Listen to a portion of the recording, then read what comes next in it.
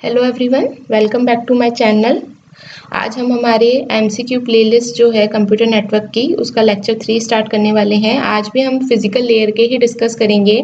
I try कि जितने possible questions हैं जो कि बेसिक्स हों या इंटरमीडिएट लेवल पे हों या एडवांस लेवल पे वो हम कवर कर सके फिजिकल लेयर के।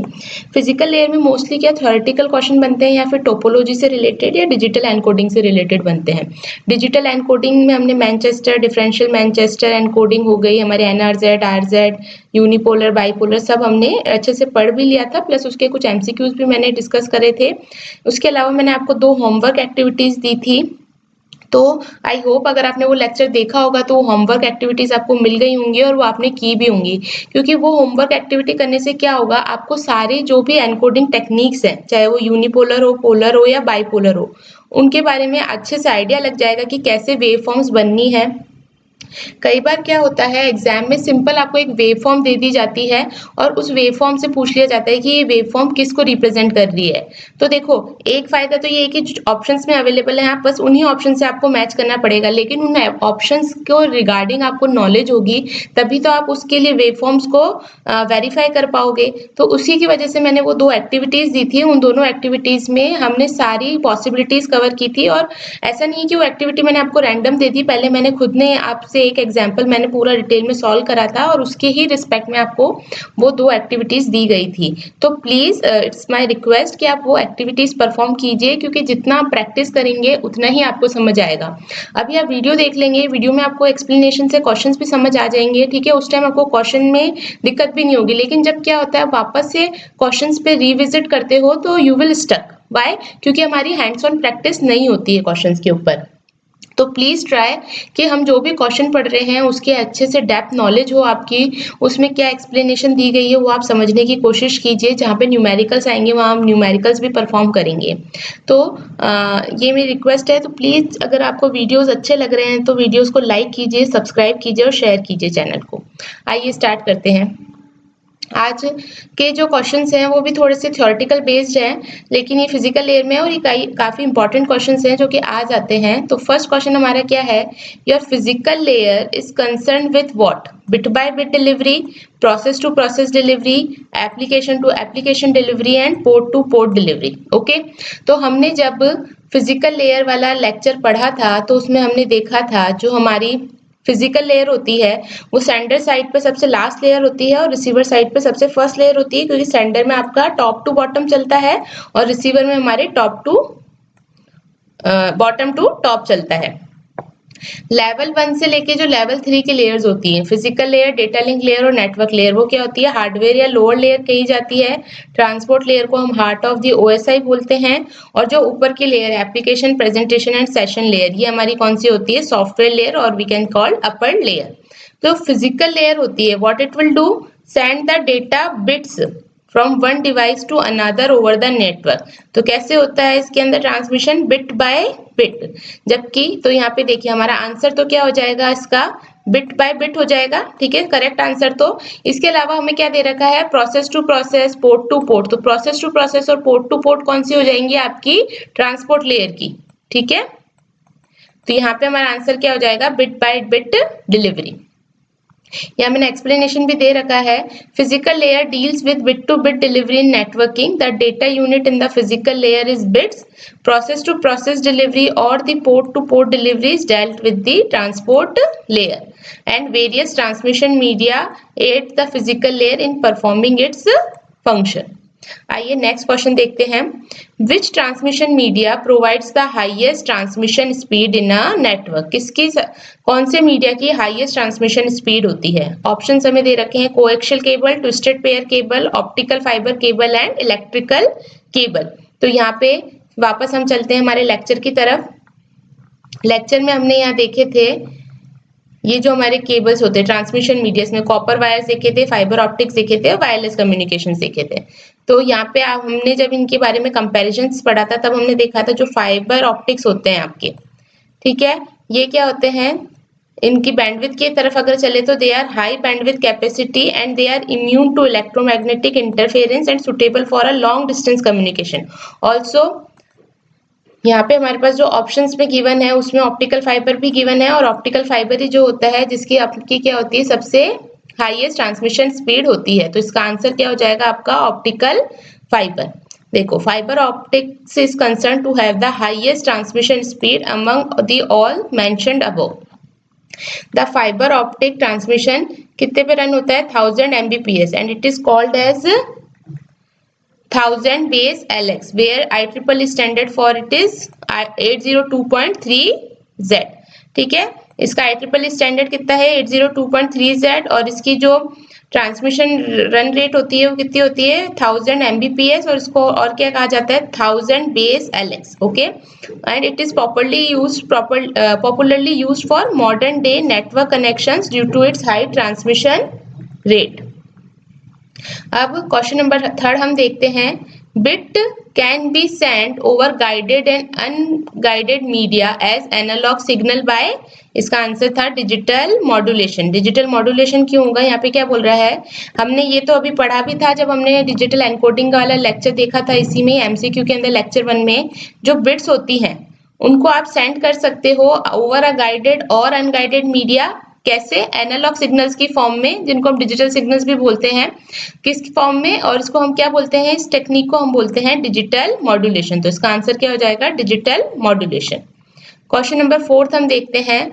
The portion of physical layer that interface with the media access control sub layer is called, options क्या है, physical signalling sub layer, physical data sub layer, physical address sub layer, and physical transport sub layer. इसका answer क्या है, इसका correct answer है आपका physical signalling sub layer. अब ये क्यों होता है, फिजिकल लेयर का जो पोर्शन होता है जो कि media access control sub layer से इंटरफेस करता है उसको हम कहते हैं फिजिकल सिग्नलिंग सब लेयर। इस सब लेयर का मेन फंक्शन क्या होता है, character encoding, reception, decoding, and performs the optional isolation functions. What it handles which media connection the signal should be forwarded to physically। ठीक है, कि किस media connection पे आपका जो सिग्नल है वो फॉरवर्ड होगा फिजिकली। ठीक है, क्वेश्चन 5 देखो, द फिजिकल लेयर प्रोवाइड्स, अब क्या ऑप्शन दे रखा है, mechanical specification of electrical connectors and cables, electrical specification of transmission line signal level, third is specification for IR over optical fibre, and D is all of the mention. तो देखो, आप इन सब options को देखिए और मैं एक्सप्लेनेशन बताती हूँ। क्या है, anything deal with a network cable or the standards in use including your pins, connectors and the electric current used is dealt in the physical layer. जो भी चीजें हैं जो कि आपकी नेटवर्क केबल से डील कर रही हो, ठीक है, उसके स्टैंडर्ड्स हो सकते हैं, जैसे पिंस हो गए, कनेक्टर्स हो गए, इलेक्ट्रिक करंट्स हो गए, ये सब किससे डेल्ट होते हैं, आपके फिजिकल लेयर से। और फिजिकल लेयर हमने बताया ये कैसे डील करती है, bit two bit delivery data की करती है, ठीक है, over the transmission medium.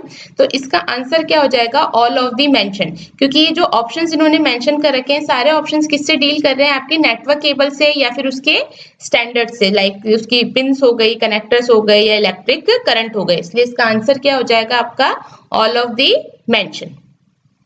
Question number 6 हम देखते हैं। In asynchronous serial communication the physical layer provides start and stop signalling, flow control, both start and stop signalling and flow control, and only start signalling. ठीक है, अब इसका answer हमको समझने के लिए पहले देखना पड़ेगा कि असिंक्रोनस सीरियल कम्युनिकेशन क्या होता है। असिंक्रोनस सीरियल कम्युनिकेशन के अंदर क्या होता है, जो कम्युनिकेशन होता है ना वो सिंक्रोनाइज नहीं होता, ठीक है, by clock signal. Clock signal के थ्रू सिंक्रोनाइज नहीं होता, तो उसमें सिंक्रोनाइजेशन परफॉर्म या सिंक्रोनाइजेशन प्रोवाइड करने के लिए हम यहाँ पे क्या यूज करते हैं, स्टार्ट और स्टॉप सिग्नलिंग मेथड्स यूज करेंगे, प्लस यहाँ पे फ्लो कंट्रोल भी यूज होगा। तो यहाँ पे इसका जो आंसर हो जाएगा वो क्या हो जाएगा, both start and stop signalling and flow control. ठीक है, जबकि आपका जो सिंक्रोनस सीरियल कम्युनिकेशन होता है उसके अंदर एक क्लॉक सिग्नल यूज होता है कम्युनिकेशन के लिए, इसलिए वहां पे आपको स्टार्ट और स्टॉप मेथड्स की इतनी रिक्वायरमेंट नहीं होती। जबकि असिंक्रोनस में क्योंकि सिंक्रोनाइजेशन आपका नहीं हो पाता डायरेक्टली, कम्युनिकेशन जो होता है डिवाइसेस के बीच में वो क्लॉक सिग्नल के थ्रू सिंक्रोनाइज नहीं होता, इसलिए उसमें सिंक्रोनाइजेशन परफॉर्म कराने के लिए या प्रोवाइड कराने के लिए हम स्टार्ट और stop signalling method plus flow control methods यहाँ पे यूज करते हैं। तो यहाँ आंसर हो जाएगा ऑप्शन सी। क्वेश्चन नंबर 7 देखिए, the physical layer is responsible for line coding, channel coding, modulation, all of the mention. तो देखो इसका आंसर होगा ऑल ऑफ द मेंशन। अगर आप फिजिकल लेयर की सर्विसेज के बारे में देखिए तो उसके अंदर लाइन कोडिंग भी होती है, चैनल कोडिंग भी होती है, मॉड्यूलेशन भी परफॉर्म होता है, इसलिए इसका आंसर क्या हो जाएगा, ऑल ऑफ द मेंशन। ठीक है, यहाँ देखो मैंने लिख भी रखा है, the physical configuration including pins, connectors and the electric currents used is dealt in physical layer based on the requirement of the network application, and this is responsible for line coding, channel coding and modulation that is needed for the transmission of the information. Question number 8 देखिए, physical layer translates logical communication request from which layer into hardware specific operation. Physical layer का काम क्या होता है, data को transmission channel पे place करके उसे सेंड करना bit by bit to the receiver. ठीक है, अब फिजिकल लेयर अपना रिक्वेस्ट जो है वो कहाँ से लेती है, उससे जस्ट जो अपर लेयर होती है। तो अगर हम OSI में देखें कि फिजिकल लेयर से जस्ट ऊपर लेयर कौन सी होती है, तो ये हमें पता है कि कौन सी लेयर होती है, हमारी डेटा लिंक लेयर। तो फिजिकल लेयर क्या करती है, लॉजिकल डेटा की रिक्वेस्ट लेती है डेटा लिंक लेयर से और उसको कन्वर्ट कर देती है हार्डवेयर स्पेसिफिक रिक्वायरमेंट में। तो हमारे पास ऑप्शंस में क्या दे रखा है यहाँ पे, data link layer, network layer, transport layer, application layer. तो इसका करेक्ट आंसर क्या हो जाएगा, ए, डेटा लिंक लेयर। ठीक है, क्योंकि फिजिकल लेयर जो है डायरेक्टली अपने से जस्ट अपर लेयर से रिक्वेस्ट लेती है लॉजिकल कम्युनिकेशन की और उसको किस में ट्रांसलेट कर देती है, हार्डवेयर स्पेसिफिक ऑपरेशंस में। ठीक है, यही मैंने इसका ये एक्सप्लेनेशन भी दे रखा है। देखो, physical layer accepts the data और information from the data link layer and convert it into hardware specific operation so as to transfer the message through the physical cable. ठीक है, जो भी कम्युनिकेशन चैनल आप यूज कर रहे हो या ट्रांसमिशन मीडिया यूज कर रहे हो, वहां पे आप उसको ट्रांसलेट कर दोगे ताकि आपका जो डेटा है वो सेंड हो सके उस ट्रांसमिशन मीडिया से। और आपके ट्रांसमिशन मीडिया के लिए आप कौन कौन से कुछ एग्जाम्पल्स हो सकते हैं, जैसे ये मैंने आपको बताया, ये ऑप्टिकल फाइबर केबल्स यूज कर सकते हैं, ट्विस्टेड पेयर केबल्स यूज कर सकते हैं, कोएक्सियल केबल्स यूज कर सकते हैं। मैं रिक्वेस्ट करूंगी, अगर आपने ये लेक्चर नंबर आई थिंक 21 था जहां पे मैंने फिजिकल लेयर के बारे में काफी डिटेल में आप लोगों से डिस्कस किया था, तो अगर ये लेक्चर आप लोगों ने नहीं पढ़ा है तो प्लीज ये लेक्चर पहले जाके पढ़िए और उसके बाद एमसीक्यूज पे स्विच कीजिए।